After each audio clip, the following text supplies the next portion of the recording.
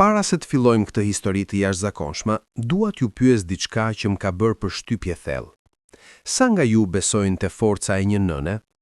Sa nga ju do të sakrifikoni gjithçka për ëndrat e fëmijës tuaj?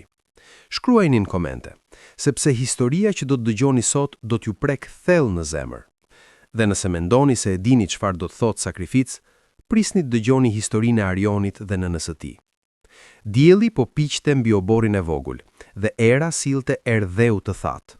Ajo po rrinte ulur në portën e vjetër druri, me duart në prehër dhe sytë të drejtuar drejt rrugës. Por nuk shikonte asgjë. Mendja e saj ishte gjetju, në një botë që kishte vdekur para pak ditësh. Nuk kishte më asnjë zë në shtëpi, asnjë hap të rënd, asnjë të qeshur të thellë që e bënte të ndjehej e sigurt. Burri i saj kishte vdekur, dhe bota e saj kishte rënë si një shtëpi prej letre. Ajo nuk e kishte pritur, askush nuk e kishte pritur. Ishte i ri, plot jetë, plot plane.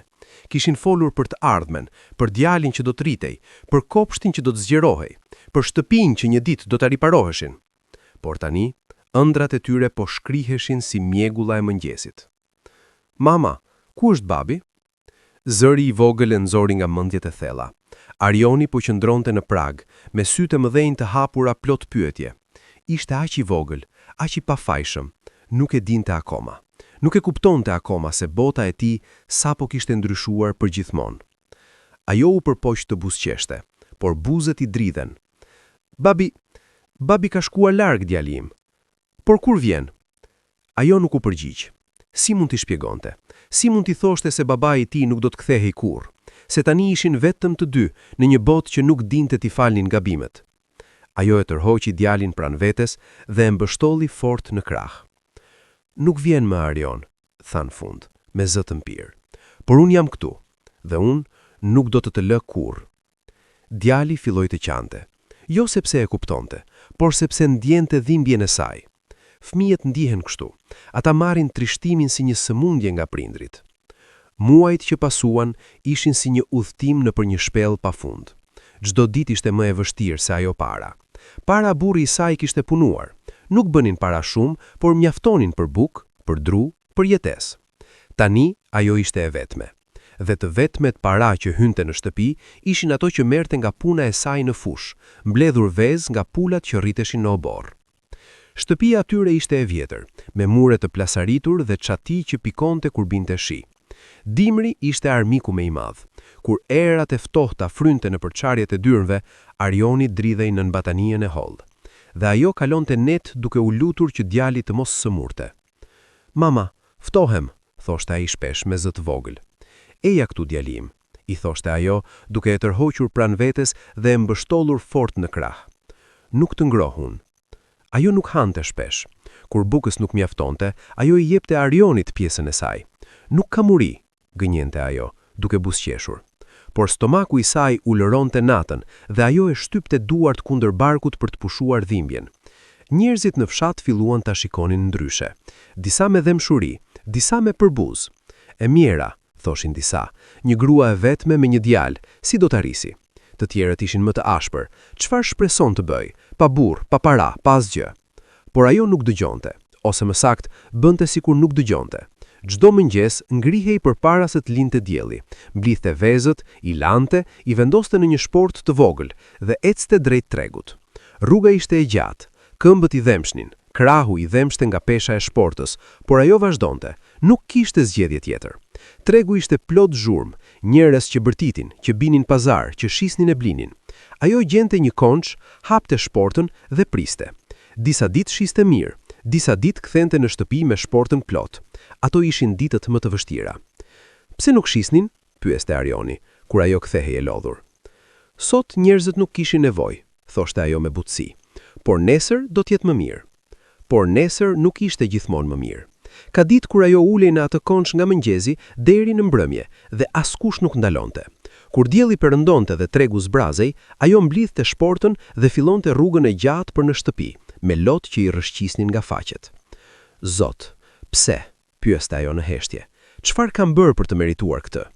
Por pastaj, kur arrinte në shtëpi dhe shihte Arionin që priste në derë, buzëqeshjen e tij të vogël, sytë e tij plot dashuri, ajo gjente forcë.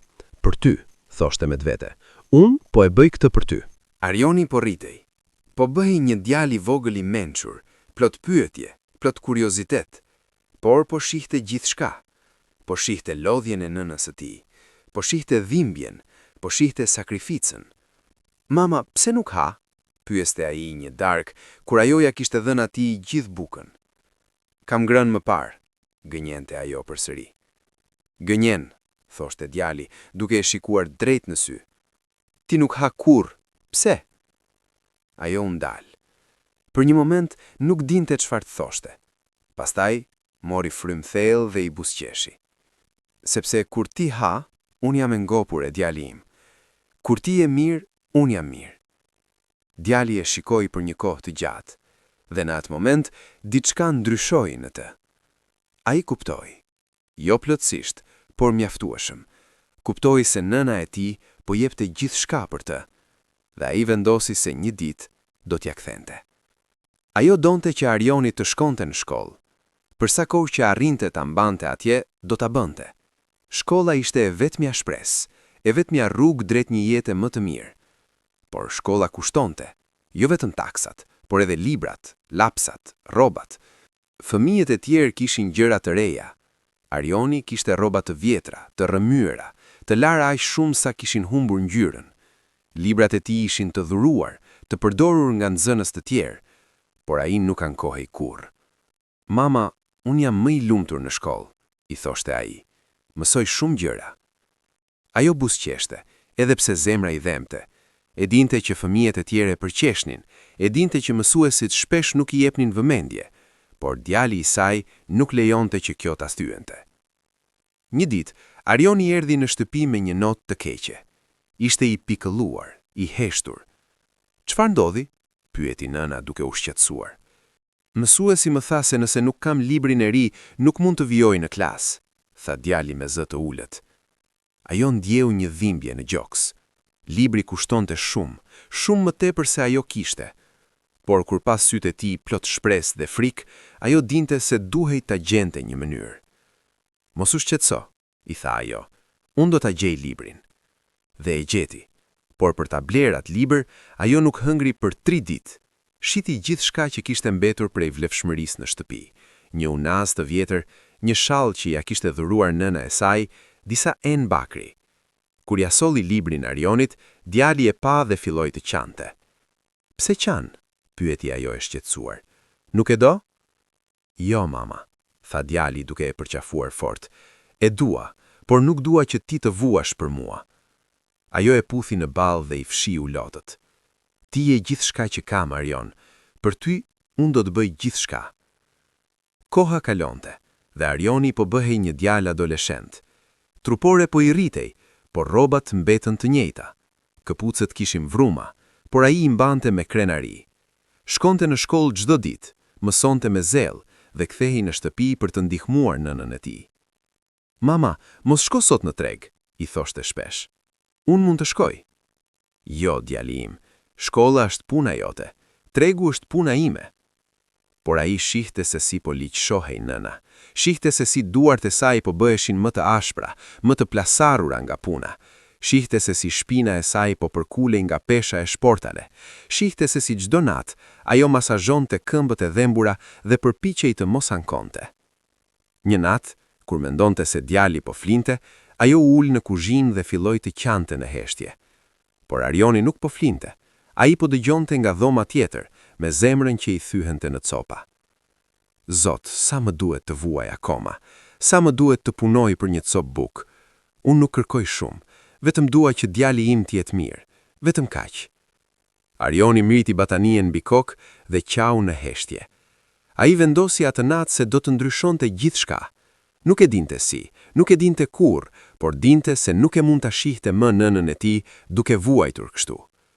Dita vijuese, ai shkoi në shkollë me një vendosmëri të re. Dëgjonte me vëmendje çdo fjalë të mësuesve, studionte më shumë se kushdo tjetër. Kur fëmijët e tjerë luanin, ai lexonte. Kur ata shijonin ëmbëlsirat që prindrit u blinin, ai mësonte. Mësuesit filluan ta vrenin. Arioni është mësuesi më i lumtur në klasë, thoshte njëri prej tyre. Ka potencial të madh. Por potenciali nuk mbushte stomakun. potenciali nuk paguan të faturat, dhe kur Arioni mbaroi shkollën e mesme, realiteti i goditi si një grusht në fytyrë. Ai ishte tashmë i rritur, kishte mbushur 17 vjeç. Trupi i tij ishte bërë më i fortë nga puna në fushë pranë nënës. Por ëndrat e tij ishin më të mëdha se fusha, më të mëdha se pregu, më të mëdha se shtëpia e vjetër që sa nuk rrëzohej. Një mbrëmje, ndërsa po hanin darkën në heshtje, bukë të thatë dhe pak djath, Arioni foli. Mama, kam marrë një vendim. Ajo e shikoi, duke ndjerë një frikë të çuditshme në stomak. Çfarë vendimi, djali im? Duhet të shkoj, tha ai me zë të qëndrueshëm, megjithse zemra po i rrafte fort. Duhet të largohem nga këtu. Shporta ra nga duart e saj. Çfarë po thua? Ku do të shkosh? Jashtë, në vende të tjera, ku ka punë, ku ka mundësi, tha ai, duke shikuar drejt në sy. Këtu nuk ka asgjë për mua, mama. Nëse qëndroj, do të rritem i varfër si ty, do të punoj në fushë si ty, do të vuaj si ty, dhe nuk dua këtë. Ajo ndjeu një dhimbje kaq të madhe sa mendoi se do të vdiste. Por ti e gjithçka që kam, tha ajo me zë që po i dridhej. Nëse ti ikën, çfarë më mbetet mua? Një shpresë, tha ai, duke zbritur nga tavolina dhe duke u gjunjëzuar pranë saj. Mori duart e saj të ashpra në duart e tij. Mama, ti ke punuar gjithë jetën tënde për mua. Tani është radha ime. Lërëm të shkoj, lërëm të punoj, lërëm të fitoj para, dhe pastaj do të kthehem dhe do të t'jap gjithçka që meriton. Por ja qiri, qau ajo. Bota atje jashtë është e ashpër. Çfarë do të bësh nëse diçka shkon keq? Do të mbijetoj, tha ai me vendosmëri. Ashtu si ke mbijetuar ti. Ti më ke mësuar se si të jemi të fortë. Tani do ta përdor atë forcë. Ajo e shikoi për një kohë të gjatë, pa vete në sytë e tij, të njëjtën vendosmëri, të njëjtën kokëfortësi, të njëjtën dashuri të pafund, dhe e dinte se nuk mund ta ndalonte. Kur? Pyeti në fund me zë pothuajse të padëgjueshëm. Javën tjetër, tha ai. Kam gjetur dikë që po shkon, do të udhtojmë së bashku. Ajo filloi të qante pa zë.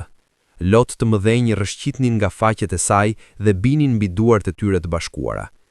Premto, tha ajo, premto që do të kujdesesh për veten, premto që do të më shkruash, premto që nuk do të më harrosh. Mama, tha ai, duke e përqafuar fort, ti je pjesa më e mirë e meje. Do të punoj për ty, do të fitoj për ty, dhe një ditë do të t'jap gjithçka që ke ëndërruar ndonjëherë.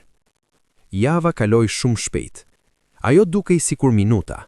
Çdo moment që kalonin së bashku ndjehej si i fundit.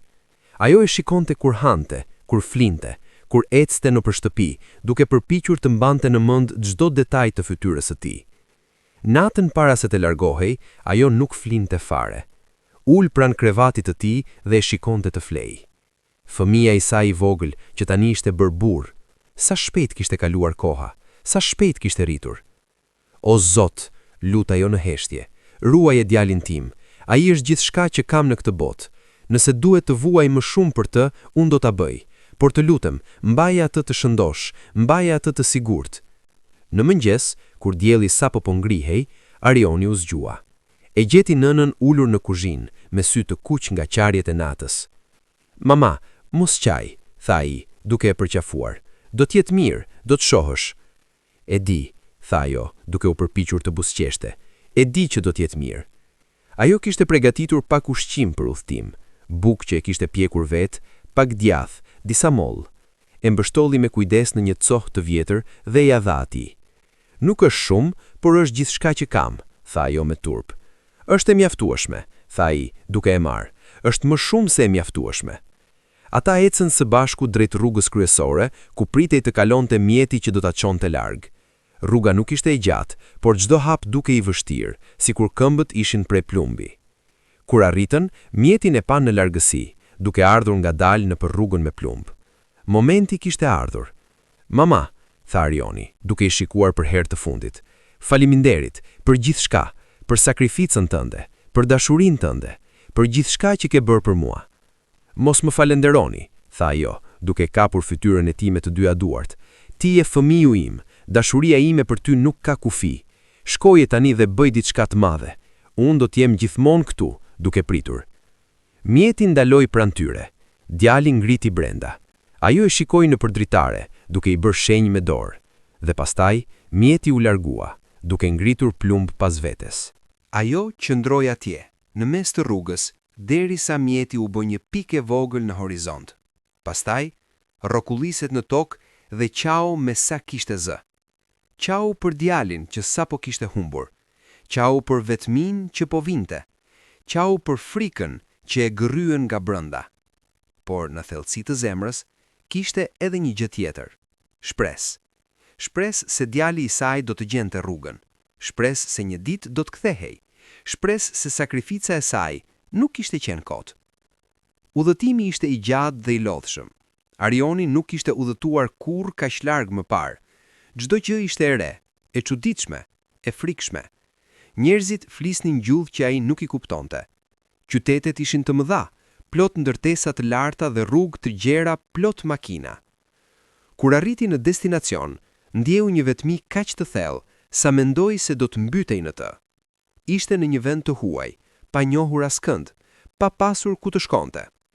Natën e parë e kaloi në një park, ulur në një stol, duke mbështetur kokën në çantën e vogël që kishte sjell. Të ftohtit e naktit ja shpoi eshtrat, por nuk ishte i ftohti fizik që e dhemte më shumë. Ishte i ftohti i vetmis, i largësisë nga nëna, i frikës së panjohur. Mama, murmuriti ai në errëzir, çfarë kam bërë? Ndoshta duhet të kisha mbetur, ndoshta duhet të kisha qenë pranë teje. Por pastaj, kujtoi fytyrën e saj të lodhur, duart e saj të plasaritura, shpinën e saj të përkulur. Jo, ai kishte bërë zgjedhjen e duhur, duhej të vazhdonte. Ditën tjetër, filloi të kërkonte punë. Ecte në rrugë, hynte në dyqane, në kantiere, në restorante. Ke nevojë për punëtor? Pyeste me gjumën e tij të thyer. Por shumica thjesht tundin kokën dhe ktheheshin. Ditë pas dite, e njëjta përgjigje. Jo, nuk kemi vend. Kthehu më vonë. Paratë që kishte sjell filluan të mbaruan. Ushqimi që nëna kishte përgatitur mbaroi pas 3 ditësh. Stomaku po ju lëriste, por ai nuk dinte ku të gjente ndihmë. Një ditë, ndërsa po ecte me kokën ulur, dikush e thirri. Ti, djali. Arioni u kthye. Ishte një burr i vjetër, me mjekër të bardhë dhe sy të mirë. Po kërkon punë? Pyeti. Po, tha Arioni shpejt. Po kërkoja, çdo lloj pune. Jam i fortë, mund të punoj shumë. Burri e mati me sy. Më duhet dikush në kantier. Puna është e rëndë, ora të gjata, por paguhet. Do ta bëj, tha Arioni pa hezituar. Kur mund të filloj? Nesër në mëngjes, mos zvono. Atë natë, Arioni nuk flinte nga gëzimi. Kishte gjetur punë, mund të fillonte të fitonte para, mund të dërgonte diçka për nënën. Kantieri ishte një ferr. Puna fillonte me agrim dhe mbaronte me të zezë. Arioni mbante tulla, përziente beton, ngrinte hekura të rënda, pastronte pluhur. Duart e tij filluan të plasarishnin, shpina po i dhemte aq shumë sa natën mezi mund të shtrihej. Por ai nuk ankonte. Kur punëtorët e tjerë pushonin, ai vazhdonte. Kur ata ankonin për lodhjen, ai heshti dhe punonte më shumë.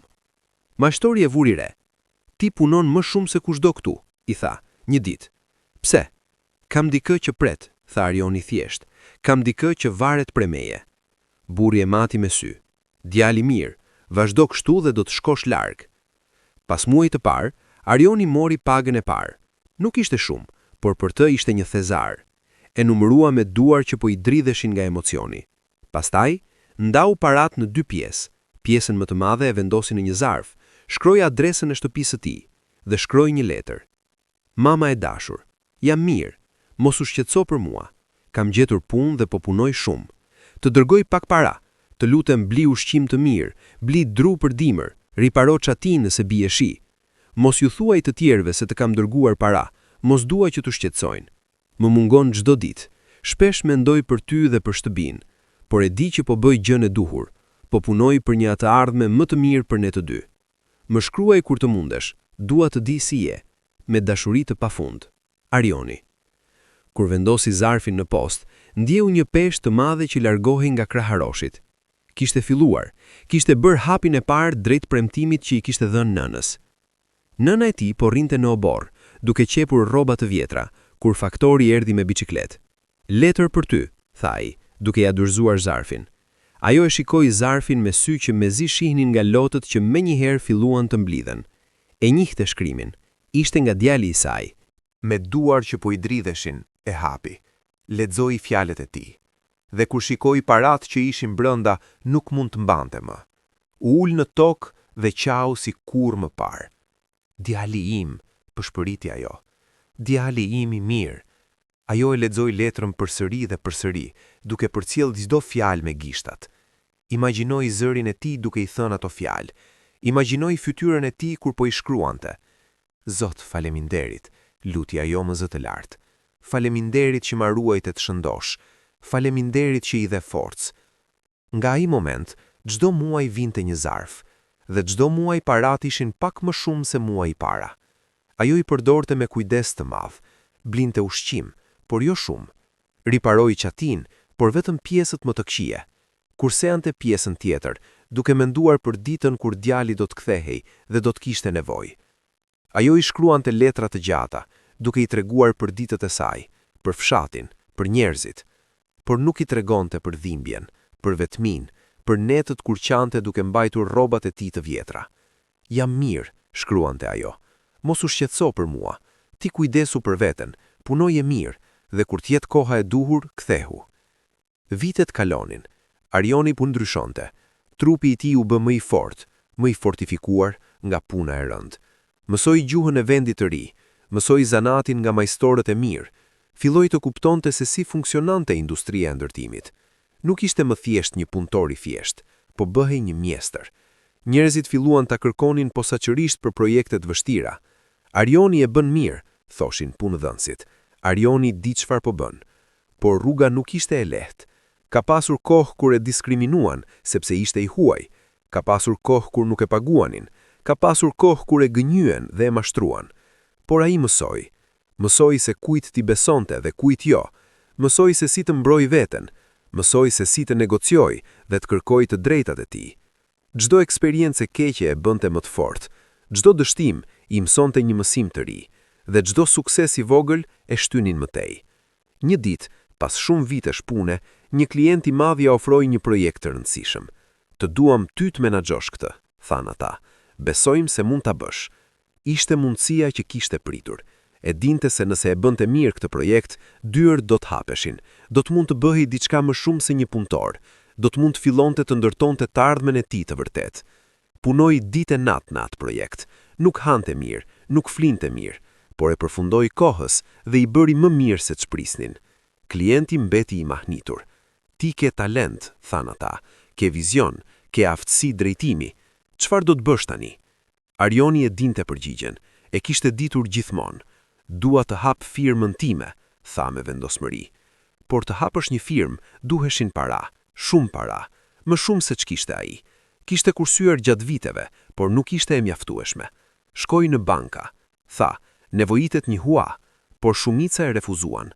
Nuk ke siguri, thonin ata, nuk ke histori kreditore, është shumë rrezik. Por ai nuk u dorëzua.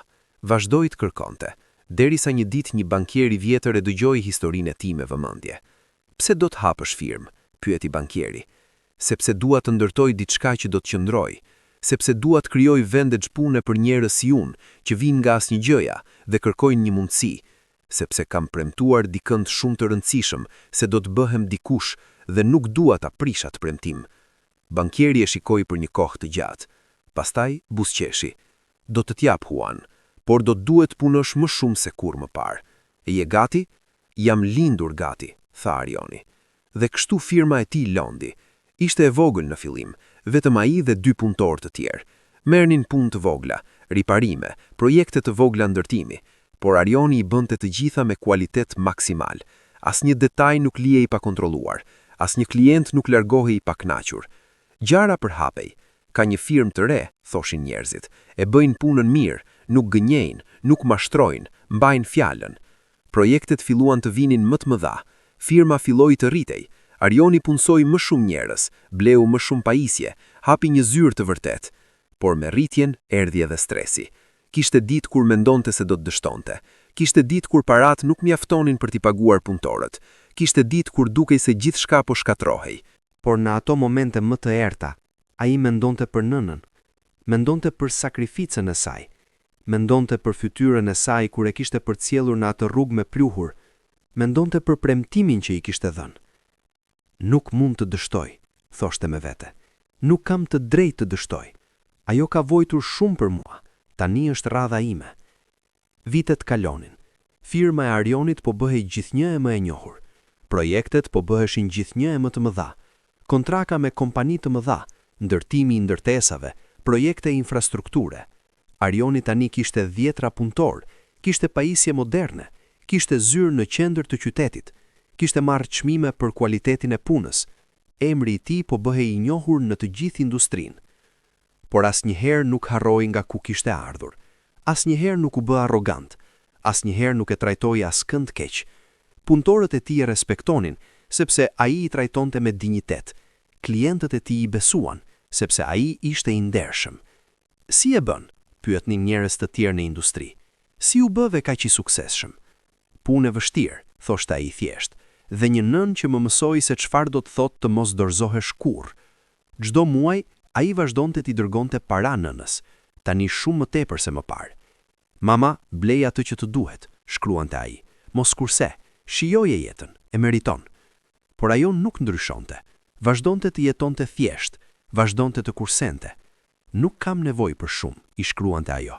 Ti je gjithçka që kam nevojë. Një ditë, Arioni mori një thirrje që do t'i ndryshonte gjithçka. Ishte një kompani ndërkombëtare shumë e madhe. Kemi dëgjuar për punën tuaj, thanë ata. Duam t'ju ofrojmë një kontratë për një projekt të madh. Nëse e bëni mirë, mund të bëheni partner me ne. Do të jetë mundësia më e madhe e jetës tuaj. Arioni e dinte se ishte e vërtet. Ky projekt mund ta çonte firmën e tij në një nivel tjetër krejtësisht. Mund ta bënte atë një nga kompanitë më të mëdha në fushën e tij. Do ta bëj, tha ai pa hezituar. Dhe e bëri. Punoi për atë projekt me gjithçka që kishte. 10-11 orë në ditë, 7 ditë në javë. Kontrolloi çdo detaj personalisht, siguroi që gjithçka ishte perfekte. Kur projekti u përfundua, klienti mbeti i mahnitur. Kjo është më mirë se çdo gjë që kemi parë ndonjëherë, thanë ata. Dëshironi të jeni partneri ynë zyrtar. Ishte momenti që kishte ëndërruar. Firma e tij sapo u bë pjesë e një kompanie ndërkombëtare. Ishte ardhur nga asgjëja në maj të industrisë. Por suksesi kishte një çmim. Arioni kishte gjithçka që kishte ëndërruar. Para, famë, respekt. Por nuk kishte atë që më së shumti dëshironte. Nënën e tij pranë. Çdo mat, pas një dite të gjatë pune, kur u ulej në apartamentin e tij të madh dhe të bukur, ndjente një boshllëk të thellë në gjoks. Mund të kishte gjithçka, por çfarë vlere kishte pa atë që e kishte bërë të mundur? Ai e telefononte shpesh. Mama, si je? Pyeste. Mirë, djali im, përgjigjej ajo gjithmonë me gëzim në zë. Si je ti? Mirë, puna është mirë, gjithçka është mirë. Por ajo e dëgjonte diçka në zërin e tij, diçka që mungonte. Arion, ti tingëllon i lodhur. A je mirë vërtet? Po, mama, thjesht më mungon shtëpia, më mungon ti. Edhe ti më mungon, djali im, thoshte ajo, me zë që po i dridhej. Çdo ditë, çdo orë, çdo minutë, por jam krenare për ty, aq krenare. Një natë, pas një takimi të rëndësishëm, ku kishte nënshkruar kontratën më të madhe të karrierës së tij, Arioni u ul vetëm në zyrën e tij të madhe dhe të bukur dhe e kuptoi se diçka duhej të ndryshonte. Kishte arritur gjithçka që kishte dashur, profesionalisht. Firma e tij ishte tani më e madhe në fushën e tij. Ai ishte i pasur, i njohur, i respektuar. Por çfarë kuptimi kishte gjithë kjo nëse nuk mund ta ndante me personin që e kishte bërë të mundur? Mjaft, tha ai me zë të lartë në errësirën e zyrës. Është koha. Ditën tjetër, thirri një mbledhje me menaxherët e tij. Kam një lajm, tha ai. Do të largohem për një kohë. Dua të kthehem në vendlindje. Ata u shqetësuan, por kemi projekte të mëdha në proces, kemi kontrata që duhen mbikëqyrur. E di, dhe ju jeni të aftë ti menaxhoni ato. Kam besim në ju. E ndërtova një ekip të fortë për një arsye. Tani është koha që të them se besoj në ju. Sa kohë do t'jesh larg? Nuk e di, tha ai me sinqeritet. Kam një gjë që duhet bëret, diçka që duhej të bëja për shumë kohë. Ata e kuptuan. Kishin dëgjuar histori për nënën e tij. E dinin se çfarë kishte bërë ajo për të. Shko, than ata. Ne do ta mbajmë gjithçka këtu, dhe kur të kthehesh, firma do të jetë këtu duke të pritur. Arioni filloi të planifikonte, por nuk donte thjesht të shkonte për një vizitë. Donte të bënte diçka të veçantë, diçka që du ta tregonte nënës se sa shumë e vlerësonte atë. Kontaktoi një kompani ndërtimi në vendin e tij. Dua të ndërtoj një shtëpi, tha. Jo një shtëpi e thjesht, por një shtëpi e bukur, moderne, e rehatshme, me gjithçka që mund të dëshirosh. E dua të jetë e gatshme brenda 3 muajsh. 3 muaj është kohë e shkurtër, than ata. Do t'ju paguaj double nëse e përfundoni në kohë, tha Arioni. Kjo është për dikë shumë të veçantë. Ndërsa shtëpia po ndërtohej, Arioni bëri planet për të skuar, por nuk donte ta dinte nëna. Donte të ishte një surprizë. I shkroi një letër, siç bënte gjithmonë. Mama e dashur, jam mirë, puna është mirë, parat po vinë. Shpresoj që je mirë dhe je duke kujdesur për veten, por kësaj here nuk i dërgoj para, sepse herën tjetër kur do ta shihte, do të ishte personalisht. Muajt e fundit ishin tortur për Arionin. Çdo ditë dukej si një vit, çdo orë lëvizte ngadalë si melç, donte aq shumë të ishte tashmë atje, ta shihte nënën, ta përqafonte. Kompania e ndërtimit punoi me shpejtësi. Shtëpia po merrte formë. Ishte e bukur, me mure të bardha, çati të kuqe, dritare të mëdha që lëshonin dritë. Kishte 3 dhoma gjumi, një kuzhinë moderne, një dhomë ndenjeje e madhe, një obor të gjelbër. Perfekte, tha Arioni kur e pa për herë të parë në fotografi. Kjo është saktësisht ajo që doja. Kur shtëpia u përfundua, ai mori një aeroplan. Pas aq vitesh, po kthehej në shtëpi. Zemra po i rrahte kaq fort sa mendonte se do të shpërthente. Duart po i dridheshin, stomaku po i rrotullohej. Mama, mendonte ai, pas aq kohësh do të shoh përsëri. Aeroporti ishte i njohur dhe i huaj njëkohësisht. Gjithçka kishte ndryshuar, por gjithçka ishte ende e njëjtë. Ai mori një makinë me qira dhe filloi të drejtonte drejt fshatit. Rruga ishte e gjatë, por ai nuk e ndjente. Çdo kilometër që kalonte e afronte më afër nënës. Çdo pemë që shihte, çdo kodër, çdo shtëpi, gjithçka zgjonte kujtesa. Ktu lozja si fëmijë, mendonte. Atje shkoja në shkollë. Aty nëna shiste vezë. Kur arriti në fshat, ishte mbrëmje. Dielli po perëndonte, duke ngjyrosur qiellin me ngjyra portokalli dhe roz. Uli makinën dhe e pa shtëpinë e vjetër, të njëjtën shtëpi ku kishte rritur, të njëjtën shtëpi me mure të plasaritur dhe çati të vjetër. Por pastaj e pa diçka tjetër. Pranë saj kishte një shtëpi të re, shtëpia që ai kishte ndërtuar, e bukur, e ndritur, duke pritur. Zbriti nga makina dhe filloi të ecte ngadalë drejt shtëpisë së vjetër. Zemra po i rrahte kaq fort sa mendonte se do të shpërthente. Duart po i dridheshin, stomaku po i rrotullohej. Mama, mendonte ai, pas aq kohësh do të shoh përsëri. Dielli po perëndonte, duke ngjyrosur qiellin me ngjyra portokalli dhe roz. Fqinjet filluan të dalin nga shtëpitë e tyre, të tërhequr nga zhurma. Kur panë se çfarë po ndodhte, filluan të buzëqeshnin. Disa prej tyre kishin një lot në sy. Të gjithë e dinin historinë e asaj gruaje dhe të djalit që kishte shkuar larg. Erdhi, thoshte dikush, djali i saj erdhi. Në fund, Arioni u tërhoq pak që ta shihte fytyrën e saj. Ajo ishte më e vjetër se sa e mbante mend. Rrudhat ishin më të thella, flokët ishin plotësisht të bardhë, por syt ishin të njëjtë, plot dashuri, plot ngrohtësi, plot krenari.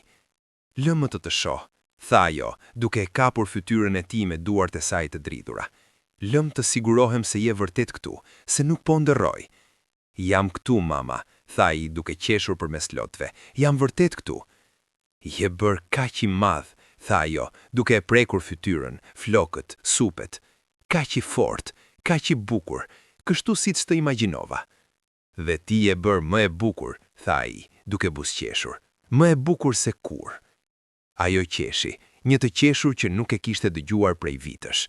Gënjeshtar, tha, jam plakur, por nuk më intereson. Djali im është këtu, asgjë tjetër nuk ka rëndësi. Mama, tha Arioni, duke marrë duart e saj në duart e tij.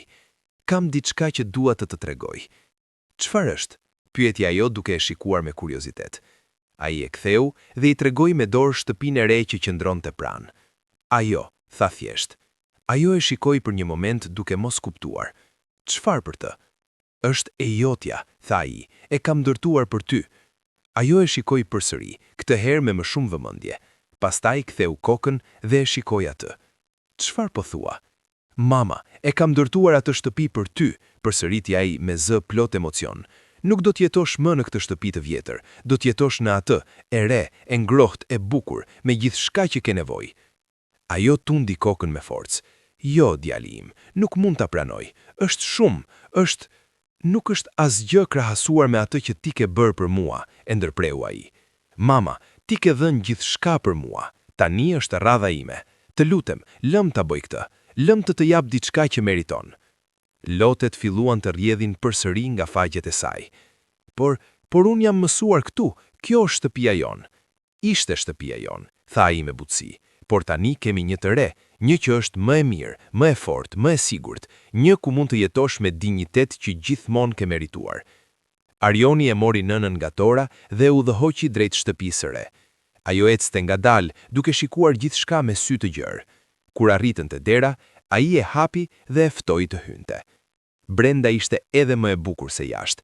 Dyshemet ishin prej drurit të ndritshëm, muret ishin të bardhë dhe të pastër, mobilieret ishin të rinj, të rehatshëm, të zgjedhur me kujdes.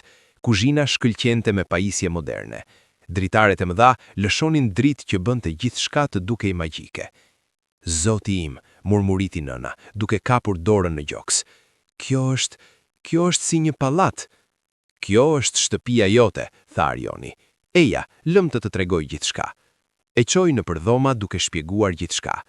Kjo është dhoma e ndenit, ke një televizor të madh, një divan të butë, mund të ulesh këtu dhe të relaksohesh. Kjo është kuzhina, ka sobë moderne, frigorifer, gjithçka që mund të duash për të gatuar. Kjo është dhoma e banjës, ka ujë të ngrohtë gjithmonë, ka dush, ka gjithçka. Pastaj e çoi në dhomën e gjumit. Ishte e madhe, me krevat të madh, dollape, një tavolinë anësore me një llampë të bukur. Kjo është dhoma jote. Këtu do të flesh, e ngrohtë, e sigurt, e rehatshme. Ajo u ul në krevat dhe kaloi dorën mbi mbulesat e buta. Nuk e besoj, tha me zë të lehtë. Si ka mundësi që kjo është e imja? Sepse ti e meriton, sepse ti ke punuar gjithë jetën tënde në atë shtëpi të ftohtë, të lagësht, të vjetër. Sepse ke fletur në një krevat të vjetër me batania të holla, sepse ke vuajtur për mua. Tani është radha ime. Të lutem, lëm ta bëj këtë, lëm të jap diçka që meriton. Lotet filluan të rrjedhin përsëri nga faqet e saj.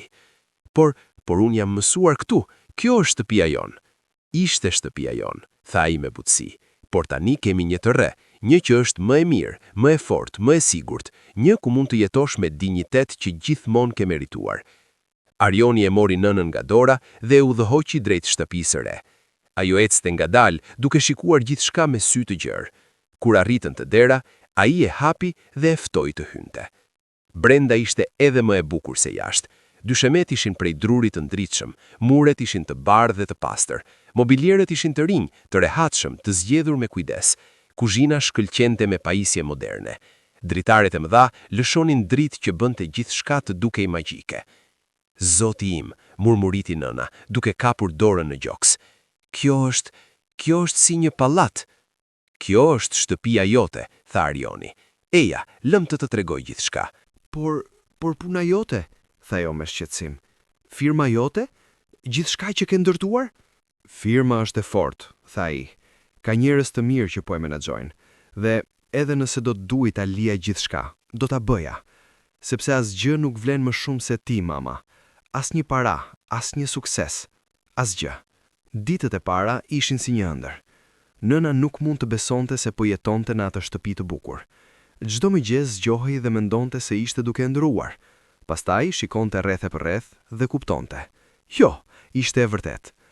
Arioni i tregoi se si të përdorte gjithçka në shtëpi: sobën, frigoriferin, dushin, televizorin. Është e thjeshtë, i thoshte ai me durim. Do të mësosh shpejt. Në fillim, ajo kishte frikë se do të prishte diçka. Është shumë e bukur, thoshte, shumë e shtrenjtë. Çfarë nëse e dëmtoj? Mama, qeshte ai, shtëpia është për të jetuar, jo për t'u admiruar nga larg. Përdore, shijoje. Dhe nëse diçka prishet, do ta riparojmë. Nuk ka problem. Ngadalë, ajo filloi të relaksohej. Filloi të ndjehej si në shtëpi. Filloi të gatonte në kuzhinën e re, të lahej në dushin e ngrohtë, të flinte në krevatin e butë. Si fle? E pyeste Arioni çdo mëngjes. Si një foshnje, përgjigjej ajo, duke buzëqeshur. Për herë të parë në vite, nuk më dhem shpina, nuk ftohem natën, nuk zgjohem nga pika e shiut. Ai ndjente një kënaqësi të thellë duke e parë kështu. Çdo buzëqeshje e saj, çdo moment lumturie, ishte një shpërblim për të gjithë vitet e sakrificës. Fqinjet vinin për të parë shtëpinë e re. Sa e bukur, thoshin ata, sa fat ke. Por ajo tundi kokën. Nuk është fat, thoshte me krenari. Është djali im e ka bërë këtë. Dhe kur thoshin këtë, Arioni ndjente diçka në gjoks, një ngrohtësi, një krenari, një qetësi që nuk e kishte ndjerë kurrë më parë.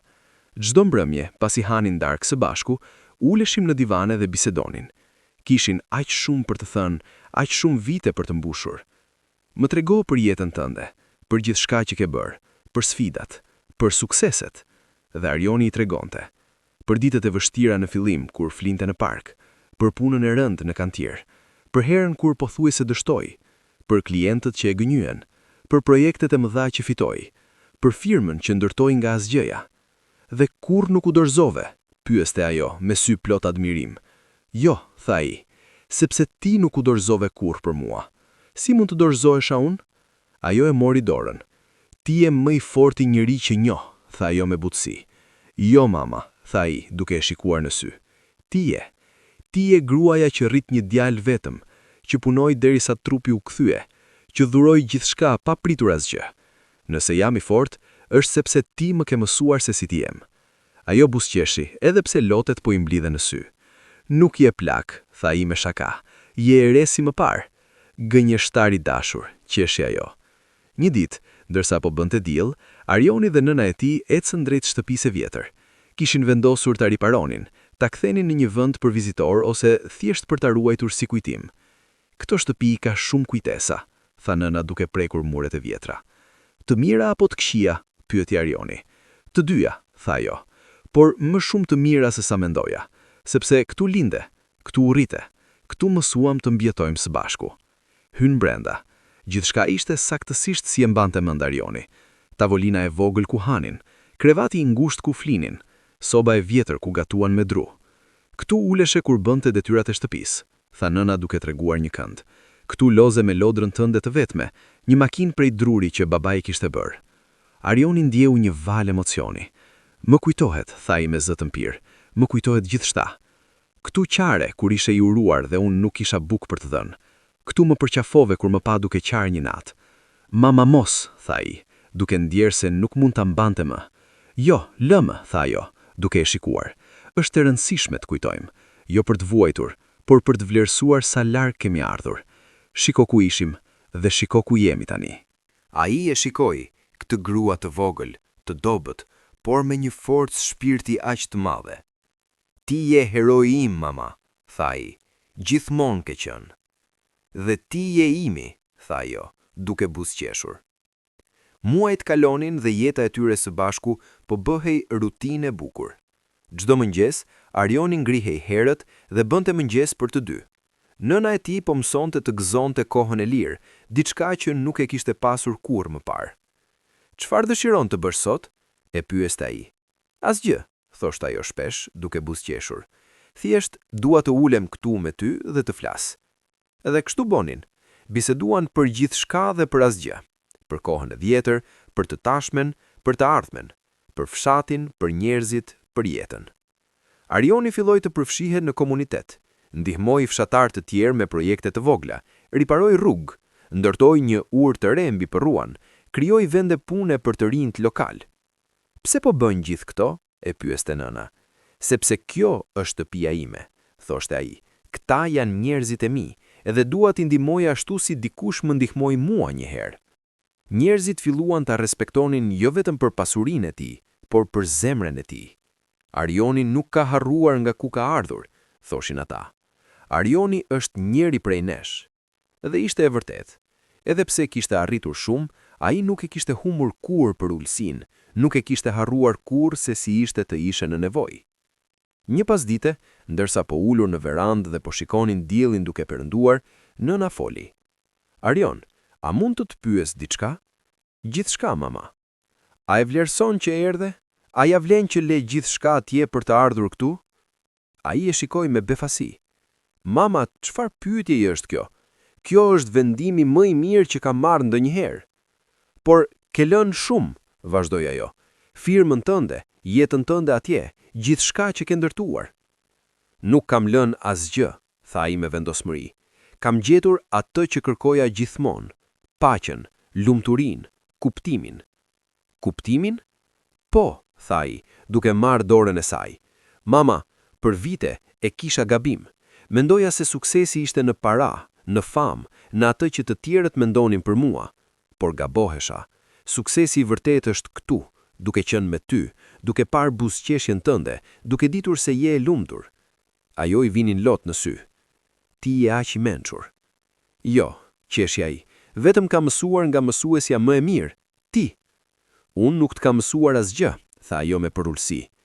Ke mësuar gjithçka, tha ai seriozisht. Më ke mësuar se dashuria është më e fortë se varfëria. Më ke mësuar se familja është më e rëndësishme se gjithçka tjetër. Më ke mësuar se sakrifica është forma më e lartë e dashurisë. Të gjitha këto mësime i kam mbajtur me vete çdo ditë të jetës sime. Ajo qau në heshtje, duke mbajtur dorën e tij fort. Nuk e meritoj këtë, murmuriti ajo. Meriton më shumë, tha ai, shumë më shumë. Dhe nëse do të kaloja gjithë jetën time u përpiqa ta shlyja borxhin ndaj teje, akoma nuk do të mjaftonte. Arioni vendosi të organizonte një festë, jo vetëm për veten, por për nënën e tij. I ftoi gjithë fshatin, përgatiti ushqim, pije, muzikë. Pse po bën këto? Pyeste nëna. Sepse dua që të gjithë të dinë se sa shumë të vlerësoj, sepse dua ta bëj një ditë që nuk do të harrosh ndonjëherë. Dita e festës ishte e bukur. Dielli shkëlqente, qielli ishte i kaltër, era ishte e butë. Njerëzit erdhen nga të gjitha anët, fqinj, të afërm, miq të vjetër. Kur të gjithë u mblodhen, Arioni u ngrit për të folur. Faleminderit që erdhët. Sot është një ditë e veçantë. Sot dua t'ju tregoj një histori, historinë e gruas më të fortë që njoh. Dhe filloi të tregonte për nënën që humbi burrin e ri, për gruan që rrit një djalë vetme, për punëtoren që shitte vezë në treg, për sakrificën e vazhdueshme ditë pas dite, vit pas viti. Kjo grua, vazhdoi ai, me zë që po i dridhej, dha gjithçka për mua. Kur isha i uritur, ajo nuk hante që unë të mund të ha. Kur isha i ftohtë, ajo më ngronte me trupin e saj. Kur humba shpresën, ajo më dha guxim. Ajo është arsyeja që jam këtu sot. Ajo është arsyeja për gjithçka që kam arritur. Njerëzit po e dëgjonin në heshtje. Shumë kishin lot në sy. Të gjithë e njihnin nënën e tij, të gjithë e dinin se sa kishte vuajtur. Prandaj, tha Arioni, duke u kthyer te nëna e tij, dua t'ju them diçka përpara të gjithëve.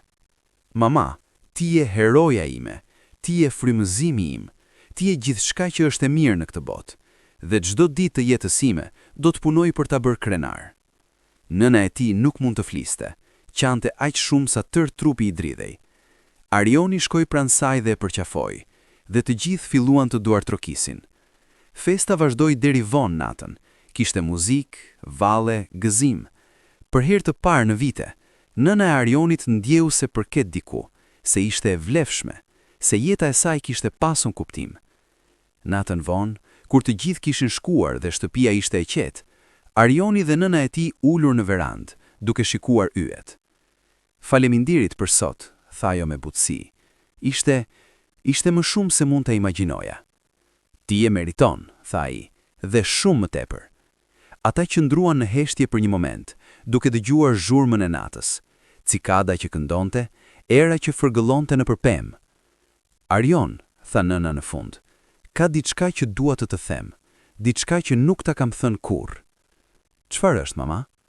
Ajo mori frymë thellë. Kur ti ishe i vogël dhe babai yt vdiq, unë ndeja e shokuar për ditë të tëra. Nuk dija se si do të vazhdoja. Nuk dija se si do të rrisja vetëm. Kërkoja një shenjë, diçka që të më jepte forcë. Arioni dëgjonte me vëmendje. Një natë, vazhdoi ajo, u ula pranë krevatit tënd dhe të shikova duke fjetur. Ishe aq i vogël, aq i pafajshëm, dhe në atë moment e kuptova. Ti ishe shenja ime. Ti ishe arsyeja për të vazhduar. Vendosa atë natë se do të bëja gjithçka për të dhënë një jetë më të mirë. Mama, filloi ai, por ajo e ndërpreu. Lë më të mbaroj, tha ajo me butësi. Doja që ti të kishe mundësi që unë nuk i kisha. Doja që ti të mos vuante si kam vuajtur unë. Prandaj punova aq shumë, prandaj sakrifikova gjithçka. Jo sepse duhej, por sepse dëshiroja, sepse dashuria për një fëmijë është diçka që nuk mund të shpjegohet me fjalë. Ai e ndoqi brenda. Gjithçka ishte saktësisht ashtu siç e kujtonte. Tavolina e vjetër, karrigjet e thyera, oxhaku i zi nga tymi. Por tani, me sytë e një njeriu të rritur, e shihte edhe më qartë sa e vështirë kishte qenë. Mama, tha ai, duke shikuar përreth, si ke jetuar këtu gjatë gjithë këtyre viteve? Ishte mjaft për mua, tha ajo thjesht, duke filluar të ndezë zjarr. Çdo mbrëmje, kur ulesha këtu, mendoja për ty, dhe kjo më bënte të ndihesha e pasur. Ai ndjeu një nyje në fyt. Nuk duhet të kesh jetuar kështu. Duhet të kisha kthyer më herët. Duhet të... Mos thuaj këtë, e ndërpreu ajo me butësi. Ti ke bërë saktësisht atë që duhej të bëje. Ke ndërtuar një jetë, ke realizuar ëndrat. Kjo është gjithçka që kam dashur ndonjëherë. Por ti ke vuajtur. Çdo nën vuan për fëmijët e saj, tha ajo me një buzëqeshje të vogël, dhe çdo sakrificë i avlen kur shah fëmijën tënd të lumtur. A je i lumtur, Arion? Ai e shikoi për një kohë të gjatë. Tani jam, tha në fund. Tani që jam këtu me ty. Ata ulën dhe folën për orë të tëra. Ajo donte të dinte gjithçka, ku kishte jetuar, çfarë kishte bërë, si kishte qenë jeta e tij. Ai i tregoi gjithçka, pa kshehur asgjë. I tregoi për vështirësitë, për ditët pa ushqim, për netët në rrugë, për punën e rëndë. Dhe ti nuk u dorëzove kur?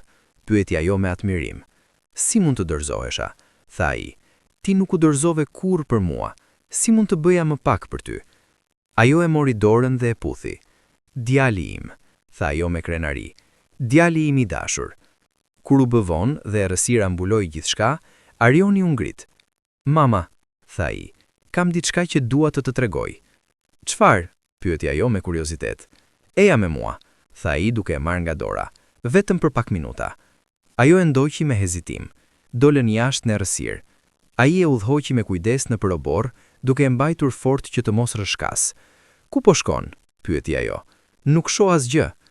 Prit pak, tha ai duke nxjerrë një çelës nga xhepi. Pastaj ndezi dritat e shtëpisë së re. Papritur, gjithçka u ndriçua. Shtëpia e re shkëlqente si një diamant në errësirë.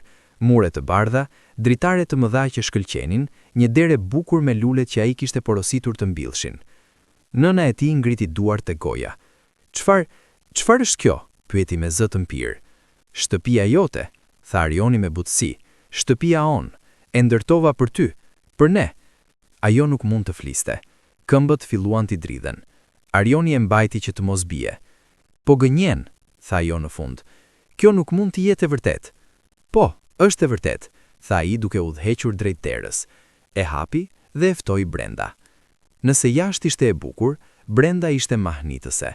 Dysheme të ndritshme, mure të bardha, mobilim i ri, kuzhinë moderne me të gjitha pajisjet, dhomë në ndimje të madhe me divan të butë, një televizor i madh, fotot e tyre të dy në mure, disa të vjetra që ai kishte fundur, disa të reja që i kishin bërë pa e ditur ajo. Ajo ecte si në një ëndër, duke prekur gjithçka me gista si për të siguruar se ishte reale. Kjo është shumë e bukur, shumë e madhe, shumë për ty, përfundoi ai. Gjithçka këtu është për ty, mama. Çdo dhomë, çdo mobilier, gjithçka. E kam menduar duke menduar për ty. Ai e çoi në dhomën e gjumit. Kishte një krevat të madh me jastëk të butë, një dollap të madh, një tavolinë të vogël pranë dritares që shikonte në obor. Kjo është dhoma jote, tha ai. Këtu do të flesh çdo natë nga tani e tutje.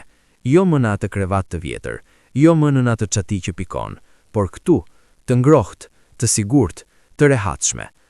Ajo ul në skaj të krevatit dhe filloi të qaj pa zë. Lot të mëdhenj që rrëshqitnin nga faqet dhe binin në duar. Pse qanë? Pyeti ai me shqetësim, duke ulur pranë saj. Nuk të pëlqen? Më pëlqen, tha midis lotëve. Është shumë e bukur, shumë më tepër se çdo gjë që kam ndërruar ndonjëherë. Por çfarë? Por nuk e meritoj, tha ajo. Nuk kam bërë asgjë për të merituar kaq shumë. Arioni e ktheu fytyrën e saj që ta shikonte në sy. Mama, tha ai me zë të prerë. Ti ke bërë gjithçka, ti ke dhënë gjithçka. Kur unë isha i uritur, ti më ushqeve dhe kur vet nuk ishe. Kur unë isha i ftohtë, ti më ngrohje me trupin tënd. Kur unë isha i friksuar, ti më jepje guxim. ti punove nga mëngjesi deri në mbrëmje, shite vezë në treg, durove poshtërimin e njerëzve, durove dhimbjen, durove gjithçka. Për mua, por ajo është detyra e një nëne, tha ajo. Jo, tha i me forcë. Kjo është dashuri. Dashuri më e madhe se çdo gjë që kam njohur ndonjëherë. Dhe kjo shtëpi. Kjo është vetëm një pjesë e vogël e asaj që dua të t'jap, sepse asgjë në këtë botë nuk mund të paguaj për atë që ti ke bërë për mua. Ajo e përqafoi Leqau në kraharorin e tij.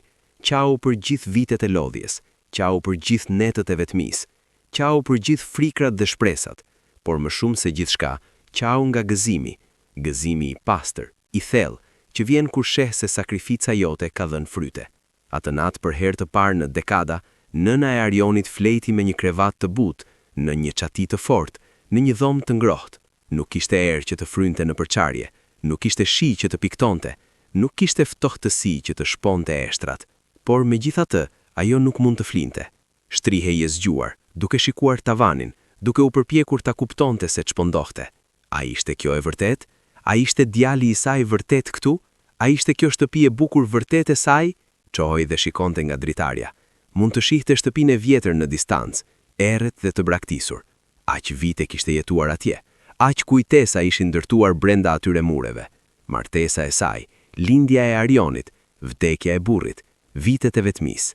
Lamtumir, përshpëriti ajo. Faleminderit për gjithçka që më dhe, por tani kam një shtëpi të re, një jetë të re. Në dhomën tjetër Arioni gjithashtu ishte zgjuar. Ai po dëgjonte zërat e natës, kriketet që këndojnë, erën që lëviz pemët, zhurmat e vogla të shtëpisë që pushonte, por më shumë se gjithçka, po dëgjonte frymëmarrjen e qetë të nënës në dhomën ngjitur. E bëra, mendoi ai me një ndjenjë paqeje që nuk e kishte ndier kurrë më parë.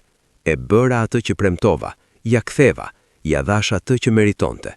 Por thellë brenda, e dinte se kjo ishte vetëm fillimi.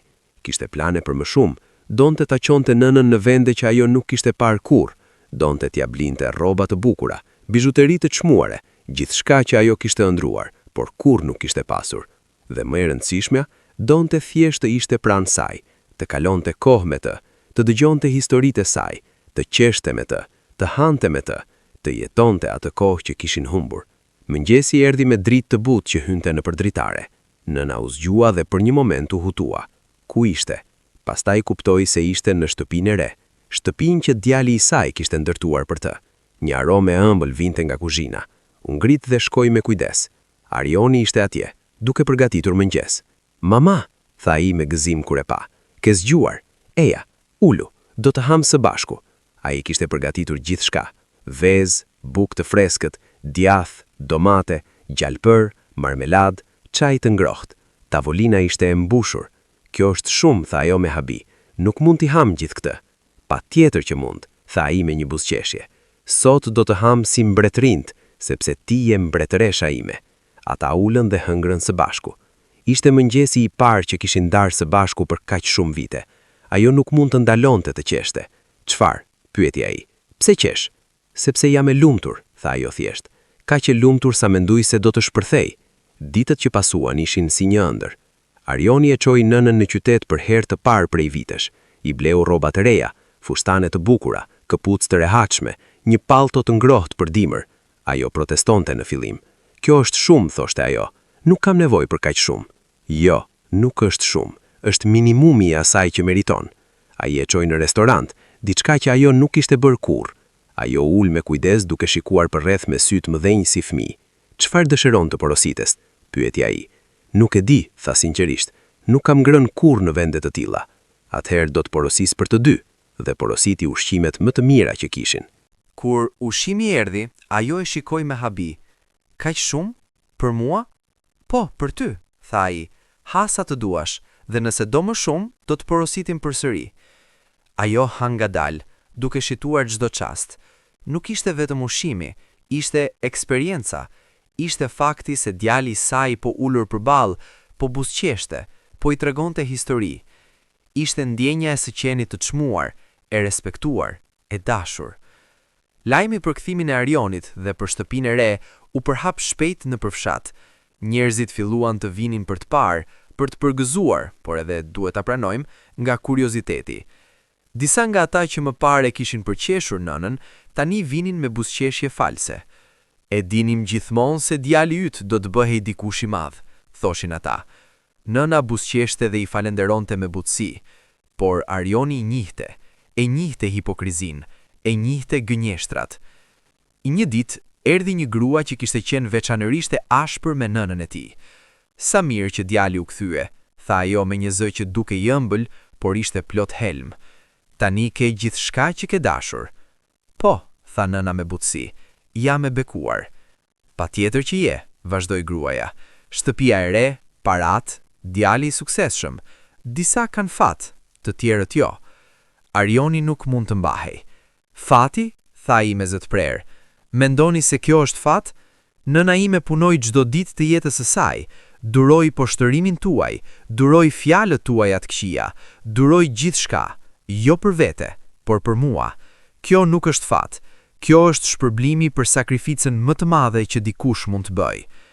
Gruaja u kuq në fytyrë dhe u largua shpejt. Nëna e tij e kapi Arionin nga dora. Nuk duhet flisje kështu, tha ajo me butësi. Po, duhej, tha ai. Ata nuk e meritojnë respektin tim, dhe nuk do t'i lejoj të trajtojnë keq më. Por kishte edhe njerëz të mirë, ata që kishin ndihmuar, që kishin treguar dëmshuri kur të tjerët treguan mizori. Arioni nuk i harroi. Një ditë, shkoi te një familje e vjetër që kishin qenë gjithmonë të mirë me nënën e tij. Dua t'ju falenderoj, tha ai, për të gjitha herët që ndihmuat nënën kur unë nuk isha këtu. Nuk ka nevojë të falenderosh, than ata. Nëna jote është një grua e mirë, ishte detyra jon ta ndihmonim. Megjithatë, dua t'ju jap diçka, dhe u dha një shumë parash që u la pa fjalë. Kjo është shumë, protestuan ata. Jo, nuk është. Mirësia nuk harrohet kurrë, dhe unë nuk do të harroj kurrë mirësinë tuaj. Një mbrëmje, ndërsa po rrinin në verandën e shtëpisë së re dhe po shikonin diellin që këndonte, nëna foli me zë të qetë. Arion, dua të pyes diçka. Çfarë, mama? A ke qenë e lumtur? Gjatë gjithë këtyre viteve larg, a ke qenë vërtet e lumtur? Ai mendoi për një kohë të gjatë. Ndonjëherë, tha me sinqeritet, kur puna shkonte mirë, kur arria diçka, por në thellësi, jo, sepse gjithmonë mungonte ti. Gjithmonë mungoje ti. Ajo e mori dorën. Më vjen keq që të detyrova të largoheshe. Nuk më detyrove, tha i shpejt. Unë zgjodha dhe do ta zgjidhja përsëri, sepse nëse nuk do të kisha shkuar, nuk do të kisha mund ta jap këtë, nuk do të kisha mund ta ndryshoja jetën tonë. Por humbëm kaq shumë kohë së bashku, tha ajo me trishtim. E di, dhe asgjë nuk mund ta kthej atë kohë. Por tani kemi të ardhmen dhe premtoj se do ta kalojmë çdo moment të saj së bashku. Sa kohë do të rish? Pyeti ajo me një frikë të vogël në zë. Përgjithmonë, tha ai pa hezitim. Nuk do të shkoj askund më. Firma ime vazhdon, por menaxherët mund ta menaxhojnë. Unë do të jem këtu, me ty, ku duhet të jem gjithmonë. Lotët filluan të rrëshkasin nga faqet e saj. Por puna jote, suksesi yt. Çfarë është sukses pa dikë që ta shëndash me dë? Pyeti ai. Çfarë është paraja nëse nuk mund ta përdor të bëj të lumtur personin që do më shumë? Mama, ti je arsyeja që unë punoj. Ti je arsyeja që unë ekzistoj, dhe tani që të kam këtu, tani që mund të kujdesem për ty, jam më i suksesshëm se kurrë më parë. Ajo e përqafoi fort. Djali im, pëshpëriti. Djali im i dashur, si u bëre kaq i mençur? Nga ty, tha ai me një buzëqeshje. Gjithçka që është e mirë në mua vjen nga ty. Me kalimin e ditëve, shtëpia e tyre u bë një vend takimi. Njerëz nga fshatrat e tjera vinin për të parë djalin që kishte ardhur nga larg dhe kishte ndërtuar një shtëpi kaq të bukur për nënën e tij. Disa vinin me kureshtje. Si ja bëre? Pyesnin ata. Si u bëre kaq i suksesshëm? Arioni u jepte të njëjtën përgjigje gjithmonë. Nuk ka sekret. Punë e vështirë, durimi dhe një nën që më mësoi se asgjë nuk arrihet lehtë, por gjithçka është e mundur nëse nuk dorëzohesh. Por kishte edhe të rinj që vinin, djem dhe vajza që ëndërronin të largoheshin, të kërkonin një jetë më të mirë. Ata i bënin pyetje Arionit, kërkonin këshilla. A duhet të shkoj? Pyeste një djalë i ri. A ja vlen? Arioni e shikoi për një kohë të gjatë. Do t'jetë e vështirë, tha ai me sinqeritet. Më e vështirë se çdo gjë që ke përjetuar ndonjëherë. Do të vuash, do të jesh vetëm, do të ketë momente kur do të dëshirosh të kthehesh dhe të dorëzohesh. Djali duke i friksuar. Por, vazhdoi Arioni, nëse ke një ëndër, nëse ke një qëllim, nëse ka dikë që do ta bësh krenar, atëherë po, ja vlen.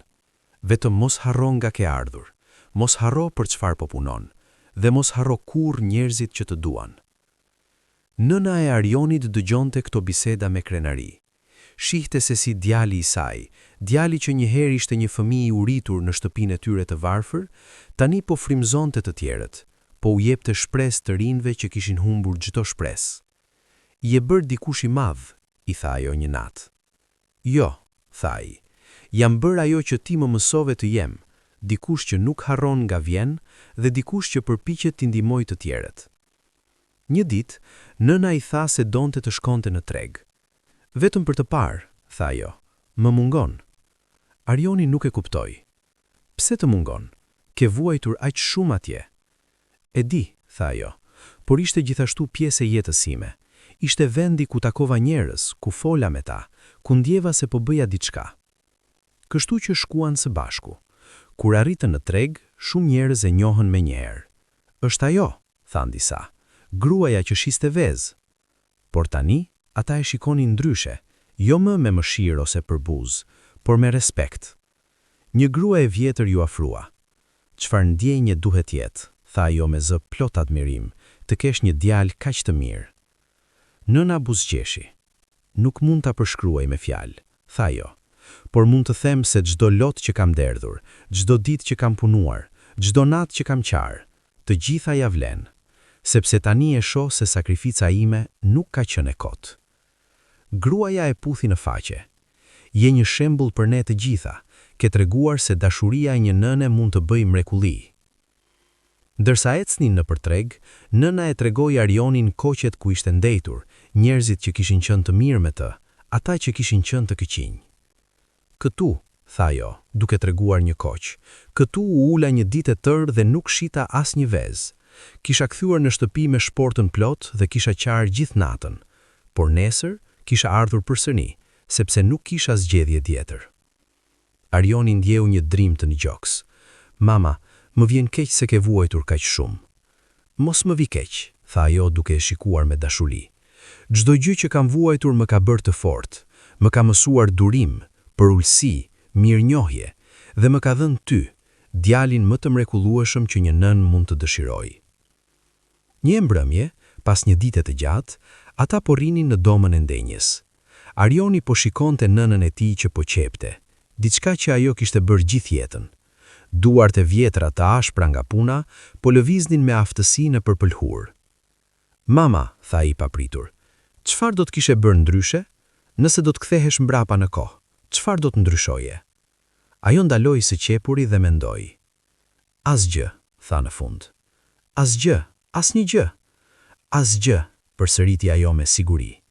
Sepse gjithçka që kam bërë, çdo vendim që kam marrë, çdo sakrificë që kam bërë, të gjitha më kanë sjellë këtu, në këtë moment, me ty pranë, dhe nuk do të ndryshoja këtë për asgjë në botë. Por ke vuajtur kaq shumë, insistoi ai. E di, tha ajo me butësi, por vuajtja nuk është gjithmonë e keqe. Shumë herë vuajtja na mëson, na bën më të fortë, na mëson të vlerësojmë gjërat e mira kur vinë. Ti je gruaja më e fortë që njoh, tha Arioni me admirim. Jo, tha ajo me një buzëqeshje.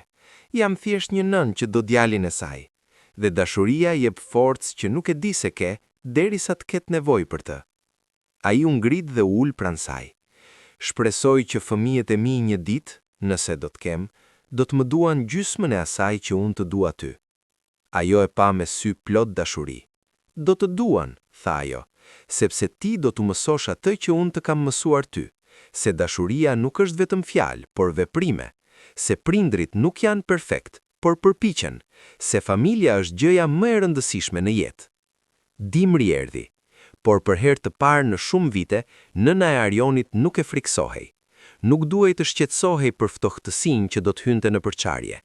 Nuk duhej të shqetësohej për drur që nuk kishte para të blinte, Nuk duhej të shqetësohej për bukën që do të mungonte. Shtëpia e re ishte e ngrohtë, e rehatshme. Ata kishin ushqim me bollëk, kishin dru për zjarin, kishin gjithçka që u duhej. Një mbrëmje me dëbor, ndërsa po rinin pranë zjarit, nëna e Arionit foli me zë të qetë. E di se çfarë dite është sot? Çfarë dite? Pyeti ai. Sot bëhen saktësisht 20 vjet që u largove, tha ajo. 20 vjet që qëndrova në atë rrugë me pluhur dhe të shikova duke u larguar. Arioni ndjeu një nyje në fyt. 20 vjet. Kishte kaluar kaq shumë kohë? Çdo vit në këtë ditë, vazhdoi ajo, kam ndenjur dhe kam kujtuar. Kam kujtuar fytyrën tënde kur u ngjite në atë mjet. Kam kujtuar se si vale me dorë. Kam kujtuar se si u largove, duke më lënë plotësisht të vetme. Më vjen keq, tha ai me zë të mpir. Më vjen keq që të lash. Mos të vi keq, tha ajo shpejt, sepse çdo vit kur kujtoja atë ditë, mendoja gjithashtu për premtimin që më bëre. Dhe çdo vit, shpresa ime rritej se një ditë do të ktheheshe. Dhe shiko, u ktheve. Jo vetëm u ktheve, por më dhej gjithçka që kishte ndërruar dhe më shumë. Ata qëndruan në heshtje për një kohë, duke dëgjuar zjarin që kërcente dhe erën që frynte jashtë. 20 vjet, përsëriti Arioni. 20 vjet që punova, luftova, vuajta dhe gjithçka për këtë moment, për të qenë këtu, me ty, duke ditur se të kam dhënë atë që meriton. Ti më ke dhënë më shumë se shtëpi, tha ajo me butësi. Më ke dhënë krenari, më ke dhënë gëzim, më ke dhënë një arsye për të besuar se sakrifica ime nuk ka qenë kot. Me kalimin e muajve, shtëpia e tyre u bë një vend pelegrinazhi për njerëz nga të gjitha anët. Ata vinin për të dëgjuar historinë e Arionit dhe nënës së tij.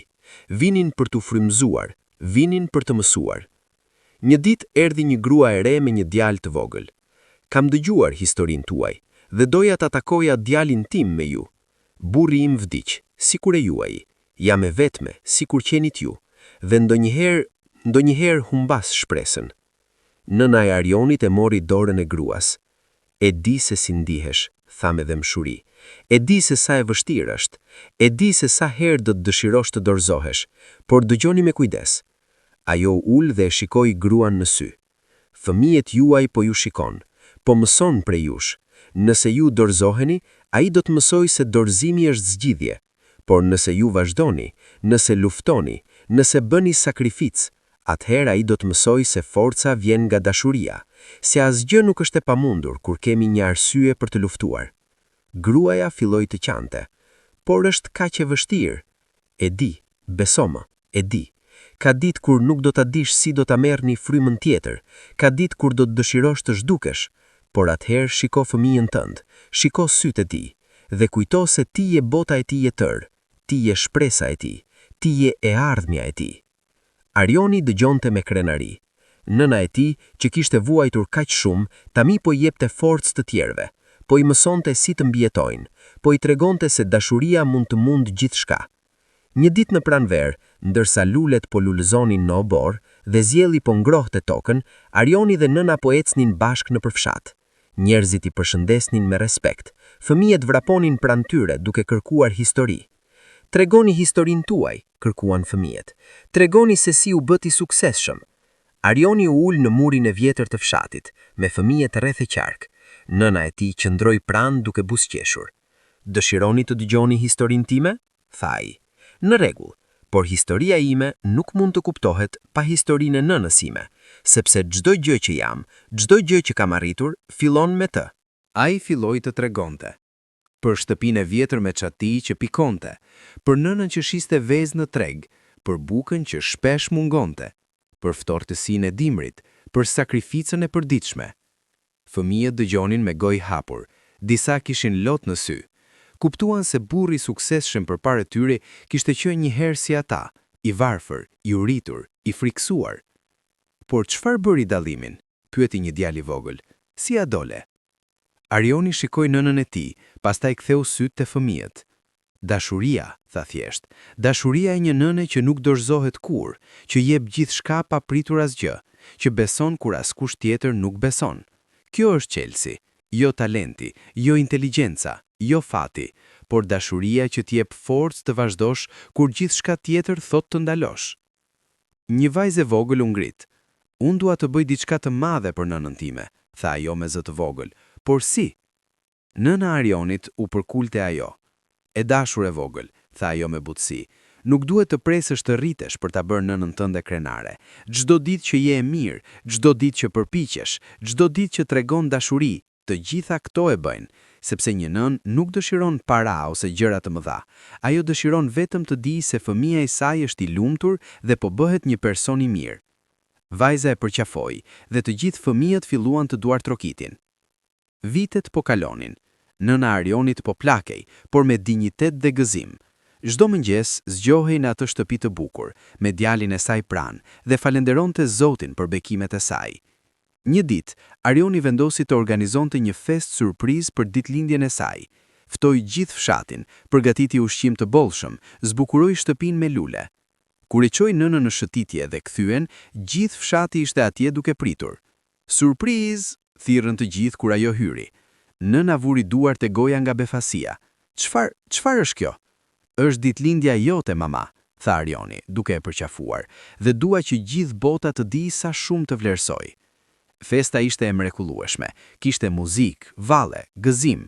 Njerëzit erdhën tek nëna për ta uruar, për ta falenderuar për shembullin që kishte dhënë, për ta respektuar për forcën e saj. Një plak i vjetër që e njihte që kur ishte vajzë e re, i u afrua. Kam parë shumë gjëra në jetën time, tha ai, por asnjëherë nuk kam parë një dashuri kaq të pastër, kaq të fortë midis nënës dhe djalit. Ju jeni shembull për ne të gjithë. Nëna buzëqeshi përmes lotëve. Faleminderit, tha ajo. Faleminderit për fjalët tuaja të mira. Kur mbrëmja erdhi dhe mysafirët filluan të largoheshin, Arioni dhe nëna mbetën vetëm në verandë, duke shikuar yjet. Kjo ishte dita më e bukur e jetës sime, tha ajo me zë të vogël.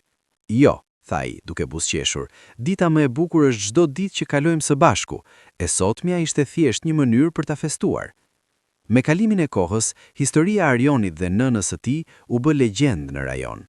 Njerëzit vinin nga qytete të largëta për t'i takuar, për të dëgjuar historinë e tyre, për t'u frymëzuar. Një ditë erdhi një gazetar që donte të shkruante një artikull për ta. Historia juaj duhet të dëgjohet, duhet të frymëzojë të tjerët. Por Arioni hezitoi. Nuk e bëra për famë, tha ai, e bëra përse ishte e drejtë. E di, tha gazetari, por pikërisht për këtë arsye historia juaj është kaq e fuqishme, sepse është e vërtetë, sepse vjen nga zemra, sepse tregon çfarë dashurie e vërtetë mund të arrijë. Në fund Arioni kanoi. Artikulli u botua dhe preku mijëra njerëz. Letra filluan të vinë nga njerëz që ishin frymëzuar, që ishin prekur, që kanë vendosur të bëjnë diçka të ngjashme për prindrit e tyre. Shiko këtë, tha Arioni një ditë, duke lexuar një letër. Një djalë në një qytet të largët ka vendosur të ndërtojë një shtëpi për nënën e tij, ashtu si bëra unë. Historia jone ka frymëzuar. Nëna e Arionit buzëqeshi përmes lotëve. Kjo është e mrekullueshme, tha ajo. Nëse vuajtja jon mund të ndihmojë të tjerët, atëherë kishte një qëllim edhe më të madh. Arioni filloi të organizonte takime me të rinj që donin të emigronin, donte të jepte këshilla, t'i përgatiste për atë që do të përballen. Largimi është i vështirë, më i vështirë se çdo gjë që mund ta imagjinoni. Do të jeni vetëm, do të mungoni familja, do të vuani, por nëse keni një qëllim të qartë, nëse mbani lidhjen me rrënjët tuaja, nëse nuk harroni kurrë për çfarë po luftoni, atëherë mund të arrini. Por çfarë nëse dështojmë? Pyeste dikush. Dështimi është pjesë e rrugës, thoshte Arioni. Edhe unë kam dështuar shumë herë.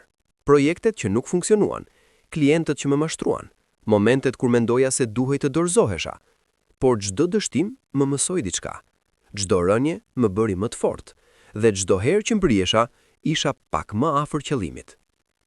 Fjalët e tij u japin kurajo shumë të rinjve. Disa prej tyre shkuan dhe u kthyen me sukses. Dhe kur ktheheshin, vinin ta falenderonin. Ju më dhat shpresë, thoshin ata. Ju më treguat se është e mundur. Edhe nëna e Arionit filloi të luajë një rol të rëndësishëm në komunitet. Gratë e tjera vinin tek ajo për këshilla, për ngushëllim, për forca. Si ja dole? Pyesnin ato. Si arritet të rrisësh një djalë kaq të mrekullueshëm vetëm? Nuk ka formulë magjike, u thoshte ajo. Thjesht duhej të doja pa kushte, të sakrifikoja pa u ankuar, të besoja edhe kur gjërat dukeshin të pamundura, dhe të mos dorëzohesha kurrë, as për një moment. Një grua e re që kishte humbur burrin erdhi tek ajo një ditë, e dëshpëruar.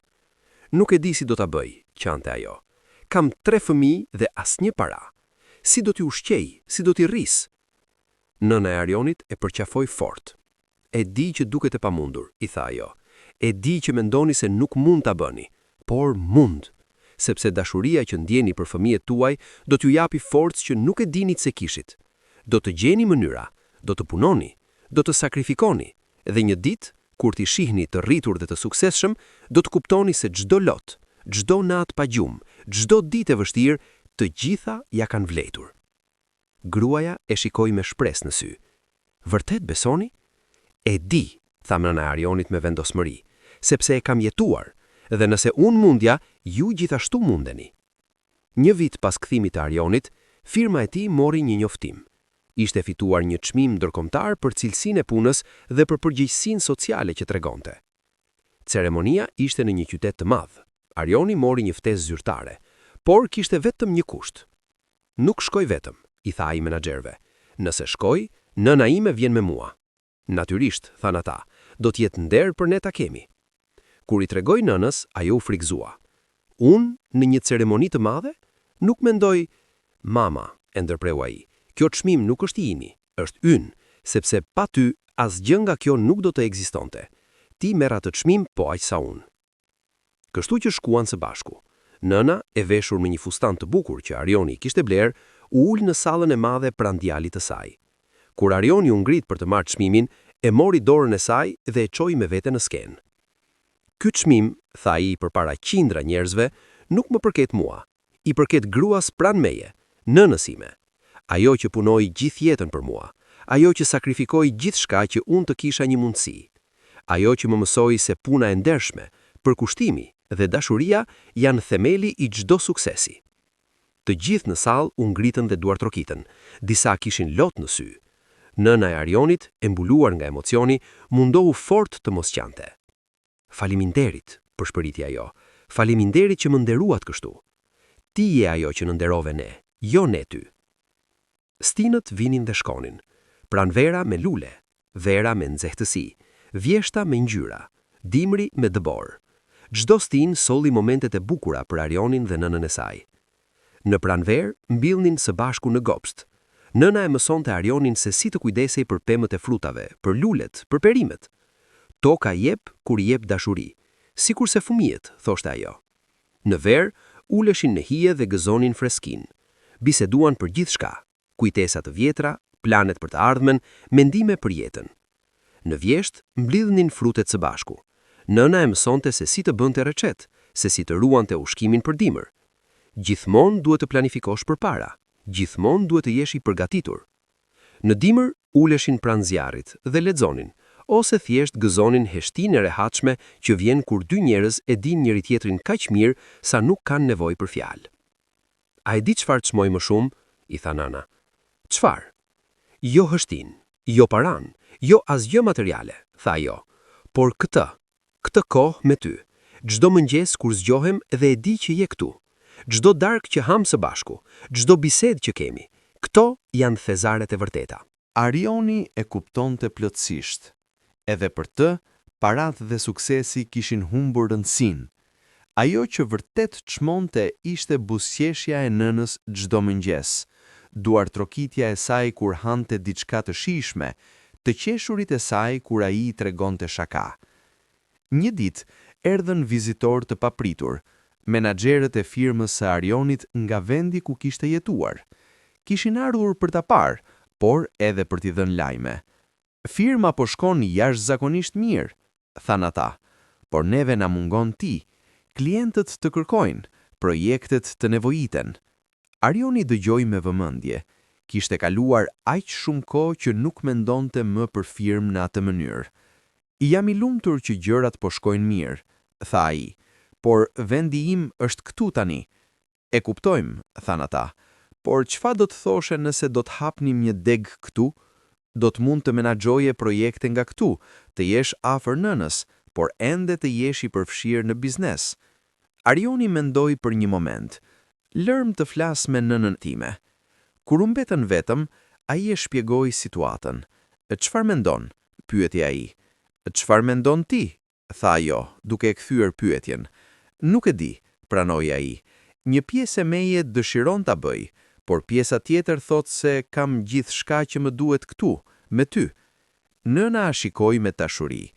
Djali im, tha ajo, unë jam plak, kam jetuar jetën time, por ti je ende i ri.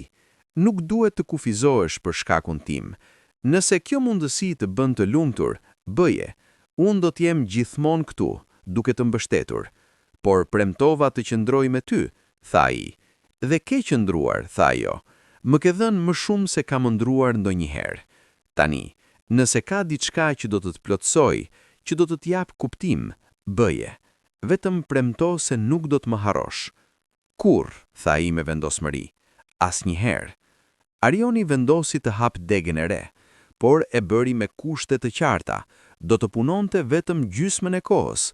Gjysma tjetër do t'i kushtohej nënës, familjes, komunitetit. Dhe funksionoi. Projektet vinin, puna shkonte mirë, por ai gjithmonë ishte në shtëpi për darkë, gjithmonë kalonte mbrëmjet me nënën, gjithmonë e vinte atë të parën. Si ja bën? Pyetnin njerëzit e tjerë në biznes. Si arrin të balancosh gjithçka? Është e thjeshtë, thoshte ai. Vendos prioritete. Dhe për mua, nëna ime është gjithmonë prioriteti numër 1. Puna është e rëndësishme, por asgjë nuk është më e rëndësishme se familja.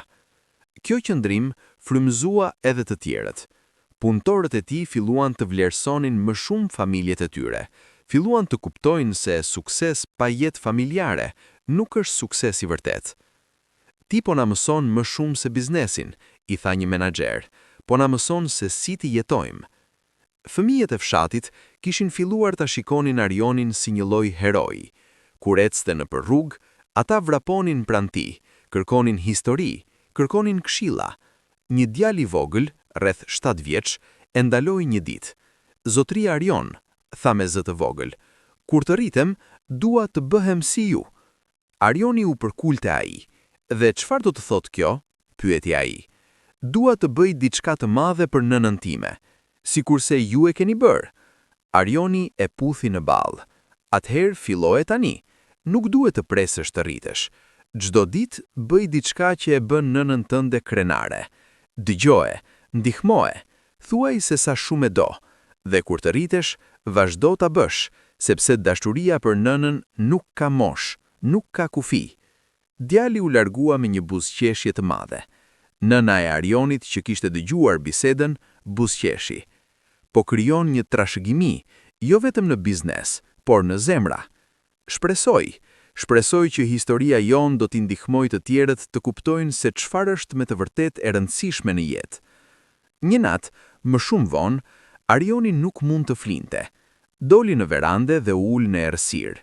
Mendonte për gjithçka që kishte ndodhur, nga fëmijëria e vështirë, nga largimi i tij, nga vitet e vuajtjes, nga suksesi, nga kthimi. Nëna, që kishte zgjuar dhe e kishte vënë re se mungonte, doli pranë tij. Nuk fle? Pyeti ajo. Vetëm po mendoj, tha ai. Ajo u ul pranë. Për çfarë? Për gjithçka, për jetën, për zgjedhjet që kam bërë, për rrugën që kam marrë. Ke pendime? Pyeti ajo me butësi. Ai mendoi për një kohë të gjatë. Vetëm një, tha në fund.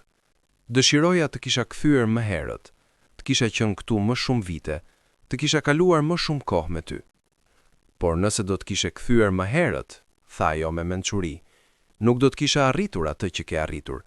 Nuk do të kishe mundur të më ndërtoje këtë shtëpi. Nuk do të kishe mundur të më japësh këtë jetë. Gjithçka ka kohën e vet, djalim. Ma me mençur, tha ai duke buzëqeshur. Nën e vjetër, korrigjoi ajo me humor. Por po, pak e mençur gjithashtu. Ata qëndruan atje për orë të tëra, duke folur për jetën, për dashurinë, për kuptimin e gjithçkaje. Dhe kur dielli filloi të ngrihej, të dy ndjen një paqe të thellë. E di çfarë kam mësuar nga kjo gjithë, tha Arioni. Çfarë? Se jeta nuk matet në para ose në sukses, tha ai, por në momente, në këto momente që ndajmë tani, në kujtesa që krijojmë, në dashurinë që japim dhe marrim. Ti ke mësuar mirë, tha ajo, duke marrë dorën e tij, shumë mirë. 10 vjet kaluan që nga kthimi i Arionit. 10 vjet plot gëzim, dashuri, paqe. Shtëpia e tyre kishte pritur mijëra vizitor. Historia e tyre kishte frymzuar qindra familje. Trashëgimia e tyre po ndërtohej çdo ditë. Për të festuar, Arioni organizoi një ngjarje të madhe. Ftoi të gjithë që kishin qenë pjesë e udhëtimit të tyre. Fqinj, miq, punëtor, klient, njerëz që kishin ndihmuar përgjatë rrugës. Sot festojmë jo vetëm 10 vite, tha ai përpara turmës, por festojmë një jetë plot dashuri, sakrificë dhe shpresë. Festojmë një nën që kurrë nuk u dorëzua. Festojmë forcën e familjes. Festojmë atë që vërtet ka rëndësi në jetë. Nëna e tij, tani edhe më e vjetër, por po aq e bukur në sytë e tij, qëndruan pranë. Kur Arioni mbaroi, ajo mori fjalën. Kam jetuar shumë vite, tha ajo me zë që trembëlçonte pak, por ishte ende i fortë. Kam parë ditë të mira dhe ditë të këqija, por këto 10 vjet të fundit, këto kanë qenë më të bukurat. Jo për shtëpinë, jo për paratë, por për dashurinë që kam ndarë me djalin tim çdo ditë. Ajo e shikoi Arionin me sy plot lot. Nëse do të kisha zgjedhje të jetoja jetën përsëri, nuk do të ndryshoja asgjë. Çdo lot që kam derdhur, çdo natë që kam qenë e uritur, çdo ditë që kam punuar deri në raskapitje, të gjitha më kanë sjellë këtu, në këtë moment me ju të gjithë. Dhe për këtë, jam më e bekuara grua në botë. Të gjithë filluan të qanin. Ishte një moment kaq i pastër, kaq i bukur, kaq i vërtet, sa askush nuk mund të mos prekej.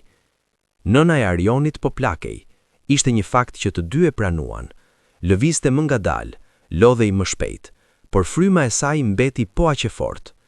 Një ditë, ajo e thirri Arionin për një bisedë serioze. Ka diçka që duhet të them, tha ajo. Çfarë është, mama? Pyeti ai me shqetësim. Duhet, insistoi ajo, sepse ka gjëra që duhet të dish, mësime që duhet të ruash, vlera që duhet të transmetosh. Ai dëgjoi me vëmendje ndërsa ajo fliste. Ajo i tha për rëndësinë e familjes, për forcën që vjen nga dashuria, për nevojën të jesh i përulur pavarësisht suksesit, për nëntësinë e të ndihmuarit të tjerëve. Premto, tha ajo duke e kapur dorën. Premto që do t'i transmetosh këto mësime, që do t'i mësosh fëmijët e tu, nëse do të kesh, që do t'i tregosh të tjerëve çfarë ke mësuar. Premtoj, tha ai me zë të mbutur. Premtoj se do ta mbaj gjallë trashëgimin tënde. Trashëgimin ton, korrigjoi ajo, sepse kjo është historia jon, djali im, jotja dhe imja, dhe është një histori që meriton të rrëfehet. Me gjithë moshën, nëna e Arionit gëzonte jetën. Çdo mëngjes ishte një dhuratë, çdo moment me djalin e saj ishte një bekim. Ata filluan një traditë të re. Çdo ditë në perëndim të diellit, uleshin së bashku dhe shernin një gjë për cilën ishin mirënjohës. Unë jam mirënjohëse për ty, thoshte nëna shpesh. Dhe unë për ty, përgjigjej Arioni. Po për diçka tjetër, insistonte ajo. Për shëndetin ton, për shtëpinë ton, për dashurinë që ndajmë, për mundësinë të jemi së bashku, thoshte ai. Kjo traditë thjesht i ndihmoi të dy të vlerësonin gjithçka që kishin, të mos e merrnin asgjë për të mirëqenë, të jetonin çdo ditë me vetdije dhe mirënjohje. Shtëpia e tyre nuk pushoi kurrë se qenë një vend pelegrinazhi. Njerëz nga gjithë vendi vinin për t'i takuar, për të dëgjuar historinë e tyre, për të kërkuar frymëzim. Një grua erdhi një ditë duke sjell me vete një vajzë adoleshente. Kjo është bija ime, tha ajo. Ajo po planifikon të largohet për studime dhe unë jam e friksuar, por pastaj kujtova historinë tuaj dhe kuptova, nëse ja lëshoj, nëse besoj në të, ajo do të kthehet, ashtu si ju, Arion. Arioni buzëqeshi. Largimi nuk është fund, i tha ai vajzës, është një udhëtim, dhe nëse mbani lidhjen me rrënjët tuaja, nëse mbani dashurinë në zemër, gjithmonë do të gjeni rrugën për në shtëpi. Vajza e shikoi me admirim. Do të kthehem, tha ajo me vendosmëri. Do ta bëj nënën time krenare, ashtu si ju keni bërë. Një shtëpi botuese u interesua për historinë e tyre. Dëshironin ta kthenin në një libër që do të mund të arrinte edhe më shumë njerëz. Çfarë mendoni? Pyeti Arioni nënën. Nëse mund të ndihmoj dikë, tha ajo. Nëse mund të frymëzoj dikë të mos dorëzohet, atëherë po, duhet bërë. Kështu filluam procesi i shkrimit. Arioni punoi me një shkrimtar për të kapur thelbin e historisë së tyre. Nëna ndau kujtesa, detaje, ndjenja që kishte mbajtur për vite. Kur libri u botua, u bë menjëherë një bestseller. Njerëzit e lexuan dhe qanë, e lexuan dhe u frymëzuan, e lexuan dhe vendosën të bënin ndryshime në jetën e tyre. Historia jon po prek zemra, tha nëna me habi. Sepse është e vërtet, tha Arioni. Në një botë plot me histori të fabrikuara, njerëzit njohin një histori të vërtet kur e dëgjojnë.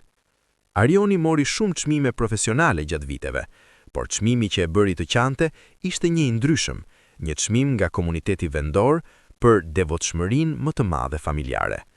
Kur e mori atë çmim me nënën pranë, ai tha: "Ky çmim do të thotë më shumë për mua se të gjithë të tjerët së bashku, sepse ai njeh atë që vërtet ka rëndësi. Jo sa shumë ke arritur, por sa shumë je kujdesur. Jo sa i madh je bër, por sa i mirë ke qenë." Nëna e puthi në faqe. "Gjithmonë ke qenë i miri im", përshpëriti ajo, "që kur ishe foshnje, gjithmonë." Jeta nuk është gjithmonë e lehtë, edhe kur gjërat duken perfekte. Një dimër, nëna u smur rënd. Ishte e zakonshme për moshën e saj, thoshin mjekët, por Arioni nuk qetësohej. Ai kaloi ditë e netë pranë saj, duke u kujdesur për çdo nevojë. Tani ishte radha e tij të ishte gjithçka për të: infermierja, miku, forca. "Ti nuk duhet të bësh këtë", thoshte ajo me dobësi. "Kam infermiere." "Jo", thoshte ai me vendosmëri. "Ti më kujdese për mua gjithë jetën. Tani është radha ime dhe do të jem këtu çdo ditë, çdo orë, derisa të shërohesh."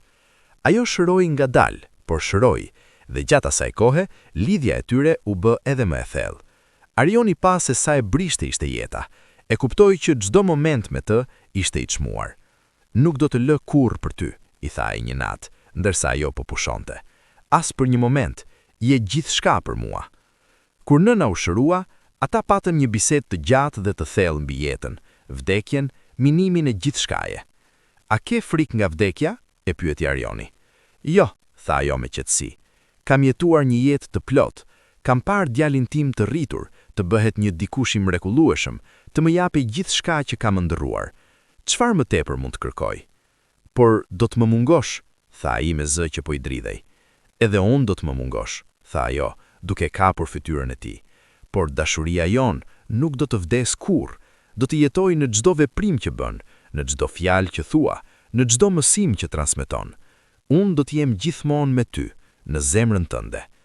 Ai e përqafoi fort, dëshiruar që koha të ndalonte, që ky moment të zgjaste përgjithmonë. Pranvera erdhi përsëri. Nëna, e fortifikuar dhe më e qetë se kur më parë, gëzonte çdo ditë sikur të ishte e fundit. "Dua të bëjmë diçka të veçantë", i tha ajo Arionit një ditë. "Çfarë?" pyeti ai. "Dua të shkojmë në atë vend ku më përcolle kur ike", tha ajo. "Dua të shoh atë rrugë përsëri." Kështu shkuan. Rruga ishte po ajo, por gjithçka tjetër kishte ndryshuar. Ata nuk ishin më nëna e dëshpëruar dhe djali i friksuar. Ishin të dy më të fortë, më të mençur, më të plot. "Këtu qëndrova", tha ajo, duke treguar një vend. "Këtu të shikova duke u larguar. Mendova se zemra ime do të thyej." "Më vjen keq që të dhemba", tha ai. "Mos të vi keq", tha ajo, "sepse ajo dhimbje më bëri më të fortë. Më mësoi se mund të mbijetoj edhe kur mendoja se nuk mund, dhe më dha shpresën që një ditë do të ktheheshe. Dhe u ktheve. O, sa shumë u ktheve." Ata qëndruan atje për një kohë të gjatë, duke mbajtur duar, duke ndar heshtje që fliste më shumë se çdo fjalë. Me kalimin e viteve, Arioni dhe nëna e tij u bën simbole të dashurisë familjare në të gjithë rajonin. Shtëpia e tyre u bë një muze i gjallë i sakrificës dhe shpërblimit. Shkollat filluan të sillnin nxënës për t'i takuar, për të dëgjuar historinë e tyre drejt për drejt. Universitetet i ftonin për të folur, media i intervistuan përsëri dhe përsëri. Por gjëja që e bënte Arionin më krenar nuk ishte fama. Ishte fakti që historia e tyre po ndryshonte jetë. Ishin familje që po ribashkoheshin, ishin fëmijë që po kujdeseshin më mirë për prindrit e tyre. Ishin prindër që po bënin sakrifica me më shumë dashje, duke ditur se një ditë do të vlerësoheshin. "Ne po bëjmë një ndryshim", i tha nënës një ditë. "Ti po bën një ndryshim", korrigjoi ajo. "Unë thjesht kam qenë një nën. Ti je ai që e ka kthyer këtë në diçka më të madhe." "Jo", tha ai me vendosmëri. Pa ty nuk do të kishte asgjë. Ti je themeli i gjithçkaje.